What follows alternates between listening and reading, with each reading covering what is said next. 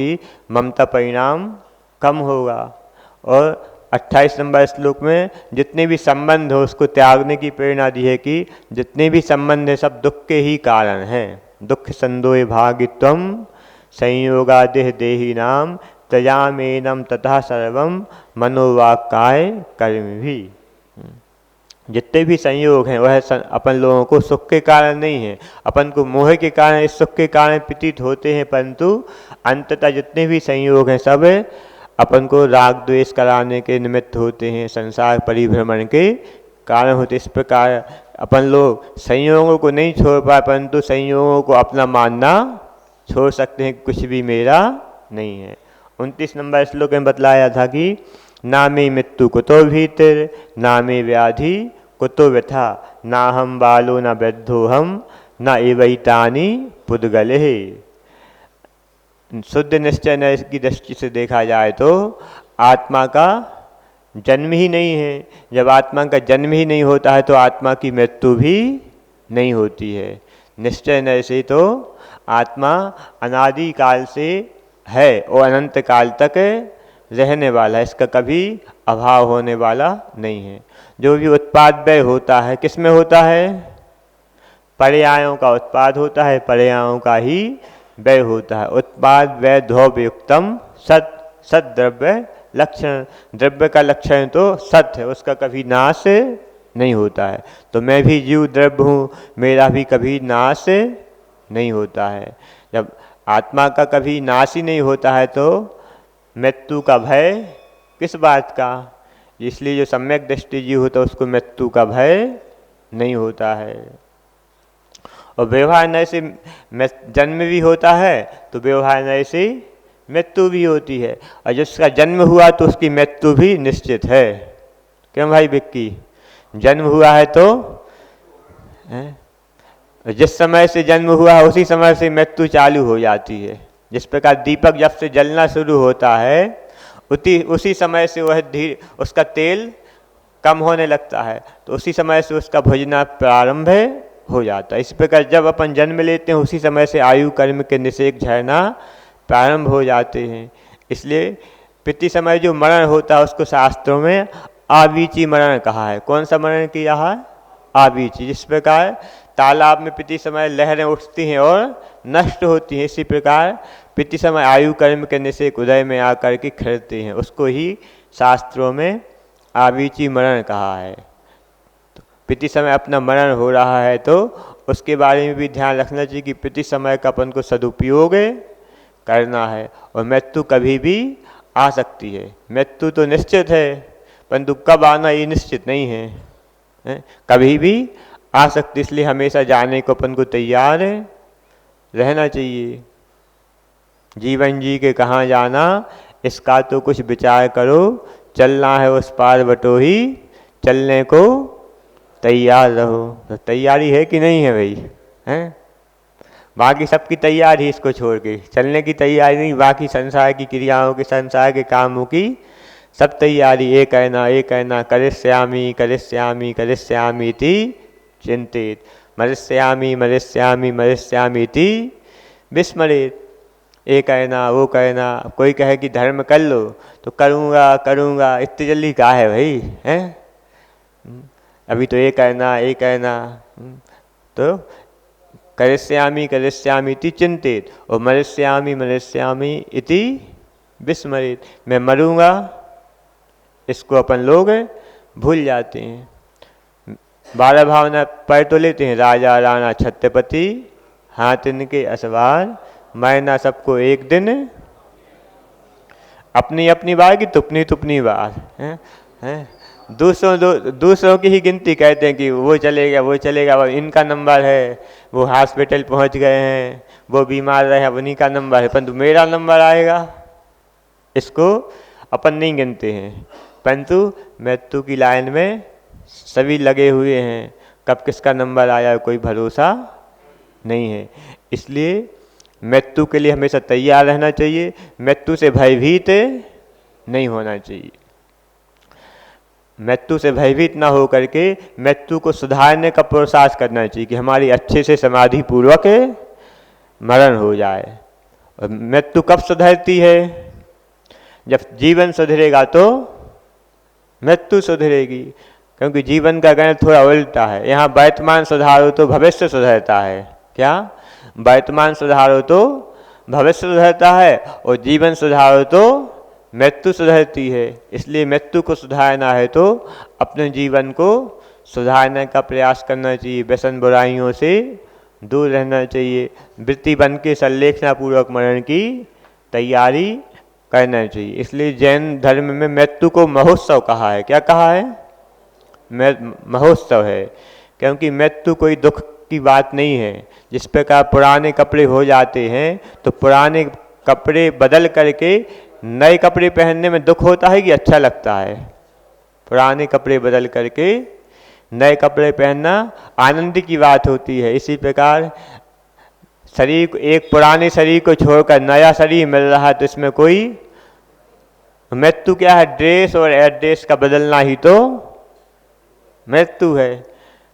जीवन नष्ट होता है, जीव नष्ट नहीं होता, सिर्फ ड्रेस और एड्रेस ही बदलता है। तो नया ड्रेस मिल रही है, नया एड्रेस मिल रहा है तो उसमें दुख की कोई बात नहीं। इसलिए सम्यक दृष्टि मृत्यु से कभी भयभीत नहीं होती। ना में मृत्यु कुतो भीतर, ना में व्याधि कुतो व्यथा। इस प्रकार आत्मा को कोई रोग नहीं है, कोई वेदना नहीं है। रोग वेदना किस में होती है? इस शरीर में होती है, और शरीर आत्मा से अलग है। आत्मा अमूर्तिक है और शरीर मूर्तिक है, और मूर्तिक में ही वात पित्त कफ आदि की विषमता से रोग वेदना होती है। इसलिए आत्मा को कोई ना में व्याधि कुतो व्यथा, आत्मा को कोई व्यथा यानी कि वेदना नहीं होती है। ना हम बालो, आत्मा ना बाल अवस्था रूप है, ना वृद्धा, आत्मा वृद्धावस्था रूप भी नहीं है, ना युवा। ये अवस्थाएं किस में होती हैं? एतानी पुद्गले। पूज्यपादाचार्य कहते हैं कि ये जन्म मृत्यु, रोग वेदना, बाल्य अवस्था, युवा अवस्था, वृद्ध अवस्था आदि सब अवस्थाएं किस में होती हैं? पुद्गले, पुद्गल में होती है, मूर्तिक शरीर में होती है। आत्मा इनसे रहित है। इस प्रकार का बार बार चिंतन करने से निर्ममता का परिणाम आता है। और तीसवें नंबर श्लोक में बतलाया है कि आत्मा ने अनादिकाल से कितना भोग किया है, तो कहा थी कि सर्वे अपि पुद्गलः, सभी पुद्गलों को। मया मोहात, मैंने मोह के कारण, मोह यानी कि बार बार भुक्त उच्छिता, भोग करके छोड़ दिया है। कितने को भोगा है? सर्वे अपि पुद्गलः, संसार में जितने भी पुद्गल हैं, कुछ पुद्गल कर्म रूप होते हैं और कुछ पुद्गल नौ कर्म रूप होते हैं। तो सभी पुद्गलों को इस जीव ने अनंत बार भोग करके छोड़ दिया है। किससे छोड़ा है? मोहात, मोह के कारण। मोह के कारण अपन लोगों ने वर्तमान में ही कितने चीज़ों को भोग करके छोड़ दिया है। फिर भी अपन लोगों की आसक्ति कम नहीं होती है। 4 संज्ञाएं होती हैं, उसमें सबसे ज़्यादा प्रबल होती आहार संज्ञा। कितना भी खाया अनादिकाल से, परंतु तृष्णा की कहाई खूब भरी, वह रिक्त रही, वह रिक्त रही। तो तृष्णा कभी पूरी नहीं होती है। परंतु आहार संज्ञा को अपन लोग थोड़ा संतुलित कर सकते हैं, उसको सीमित संयमित कर सकते हैं। इतना तो ध्यान रख सकते हैं कि अपने स्वास्थ्य का ध्यान रख कर खाएं पिएँ। जब डॉक्टर ने कह दिया है डायबिटीज है, अब मीठा नहीं खाना है, तो अब डॉक्टर साहब ने कहा कि शक्कर नहीं खाना, तो गुड़ खाने लगे। आपने तो कहा था क्या खाना है? शक्कर नहीं खाना, गुड़ की मना थोड़ी किया था। और डॉक्टर ने कहा कि शक्कर भी नहीं खाना, गुड़ भी नहीं खाना, तो क्या खाने लगे?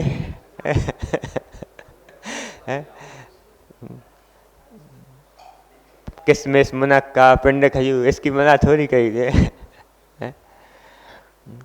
हम लोग कोतमा की बताया था एक बार कि कोतमा में एक सुबह हमारे साथ समझ के लिए जाता था, तो उसने कहा कि महाराज जब 2-3 दिन के लिए जबलपुर जा रहा। हमने कि क्यों? कि पिताजी बहुत बीमार हो गए हैं, उनकी शुगर अब कंट्रोल में नहीं हो रही है। हमने कहा भाई परहेज करवाना चाहिए, कि तो करते नहीं है परहेज हैं। उनसे डॉक्टर ने भी कहा, मना किया है, हम लोग भी मना कहते हैं। हम लोग यहाँ नहीं देते हैं तो वे बाजार चले जाते हैं, कहते हैं कि मन है कि मानता नहीं। क्या कहता है? कहते हैं मन है कि मानता नहीं है। तो इसलिए अपन लोगों को इतना तो कंट्रोल अपने ऊपर रखना चाहिए जिससे अपना स्वास्थ्य का ध्यान रख करके खाना चाहिए। अब कोलेस्ट्रॉल ज़्यादा है, बीपी ज़्यादा है, और कई लोग तो ऐसे हैं जिनका किडनी भी खराब हो गई हैं और 4-6 दिन में हर बार उनको खून बदलना पड़ता। क्या कहते हैं उसको, डायलिसिस क्या हो है। तो खून बदलना, फिर भी डॉक्टर ने सब बता दिया, सब आहार की सब लिस्ट बना के दे दी कि इतना अन्न खाना है, इतना फल खाना है, इतना पानी पीना, परंतु 25 ग्राम या 50 ग्राम फल ही खाना, इतनी ही सब्जी खाना, इससे ज़्यादा नहीं खाना, इतना मीठा खाना, इतना नमक, सबकी लिस्ट बना के दे देते। फिर भी लोग उसका चलो 1 पीस और है, थोड़ा और आधा पीस और है, फिर बीमार हो जाते हैं। फिर कोई इंदौर जाएगा, कोई नागपुर जाएगा, कोई जबलपुर जाएगा। इतना तो अपन लोगों को कंट्रोल करना चाहिए कि अनादिकाल से हमने सब भोग करके छोड़ दिया, ऐसा कोई पुद्गल नहीं बचा जिसको अपन ने भोगा नहीं है। तो यहाँ पर पूज्यपाद आचार्य यही बतलाते हैं कि सर्वे अपि पुद्गलः मया, यानी कि मेरे द्वारा, मोहात, मोह के कारण ही तो यह जीव अभक्ष अनिष्टकारक वस्तुओं को खाता रहता है। मालूम है, शास्त्र में बतला ही कि अभक्ष है, जैन कुल परंपरा में खाने योग्य नहीं, फिर भी मोह के कारण उनको खाता रहता है। अनिष्टकारक अभक्ष किसे कहते हैं? जैसे आपको खांसी हो रही है, खांसी हो रही तो आपको दही आपके लिए क्या है? अभक्ष हो गया। वो कौन सा अभक्ष कहलाएगा? अनिष्टकारक अभक्ष है, क्योंकि आपकी शरीर की प्रकृति के अनुकूल अभी वह नहीं है। तो भक्ष्य होकर के भी वह क्या हो गया? अभक्ष्य की श्रेणी में आ गया। आपको शुगर है तो आपके लिए मीठा क्या हो गया? अनिष्टकारक अभक्ष। इस प्रकार आपका हार्ट की समस्या है, कोलेस्ट्रॉल आदि बढ़ रहा है, तो उसके लिए फिर क्या हो गई? तली चीज़ें, घी चिकनाई वाली चीज़ें आपके लिए क्या हो गई? अनिष्टकारक अभक्ष हैं। तो उसको अपन लोगों को धीरे धीरे त्याग करने का पुरुषार्थ करना चाहिए। कम से कम दूसरों पर कृपा नहीं कर तो अपने ऊपर तो कृपा करो, अपने शरीर के ऊपर तो है। दूसरों का ध्यान नहीं रखो तो अपना ध्यान रखो, अपने परिवार वालों का तो ध्यान रखो है। इसलिए अपनी आहार संज्ञा को अपन लोगों